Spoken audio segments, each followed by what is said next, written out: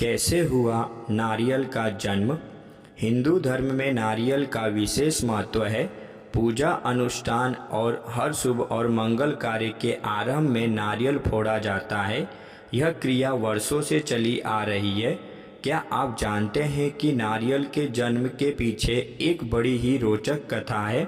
यह ऋषि विश्वामित्र से जुड़ी हुई है।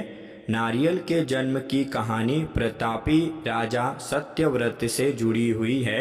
ईश्वर पर अटूट विश्वास रखने वाले राजा सत्यव्रत को स्वर्गलोक का अलौकिक सौंदर्य सदा आकर्षित करता था। वर्षों से पृथ्वीलोक से स्वर्गलोक जाने की कामना उनके हृदय में दबी हुई थी, किंतु ज्ञान के अभाव में वे उसे यथार्थ रूप से परिणित नहीं कर पा रहे थे। एक बार राजा सत्यव्रत के राज्य में भयंकर सूखा पड़ा। इन स्थिति में राजा ने धन धान्य से अपनी प्रजा की भरपूर सहायता की। राजा की सहायता प्राप्त करने वालों में ऋषि विश्वामित्र का परिवार भी सम्मिलित था, जो विश्वामित्र के तपस्या के लिए वन चले जाने के पश्चात भूखा प्यासा भटक रहा था। जब विश्वामित्र तपस्या से वापस आए तब राजा सत्यव्रत की पूरी प्रशंसा करते हुए उनकी पत्नी ने उन्हें बताया कि कैसे उनकी अनुपस्थिति में उपजी विषम परिस्थितियों में राजा सत्यव्रत ने उनके परिवार की सहायता की। यह सुनकर ऋषि विश्वामित्र आभार व्यक्त करने राजा सत्यव्रत के दरबार पहुँचे। राजा सत्यव्रत ने उनका स्वागत और आदर सत्कार किया और उनके आने का कारण पूछा।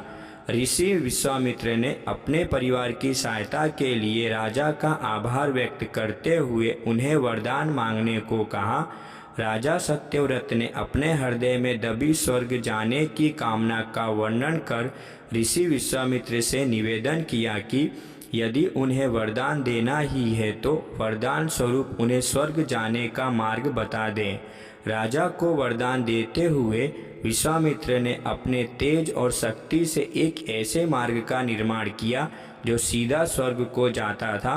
सत्यव्रत उस मार्ग से स्वर्ग के द्वार तक पहुंच गए, किंतु जैसे ही उन्होंने स्वर्ग के भीतर प्रवेश किया, देवराज इंद्र ने उन्हें धक्का दे दिया। सत्यव्रत पृथ्वीलोक पर आ गिरे। उन्होंने देवराज इंद्र की धृष्टता का वर्णन जब विश्वामित्र से किया तो वे अत्यंत क्रोधित हुए और देवताओं के पास पहुँचे। देवतागण विश्वामित्र का बहुत सम्मान करते थे, किंतु किसी मनुष्य को स्वर्गलोक में प्रवेश देने वे तैयार नहीं हुए।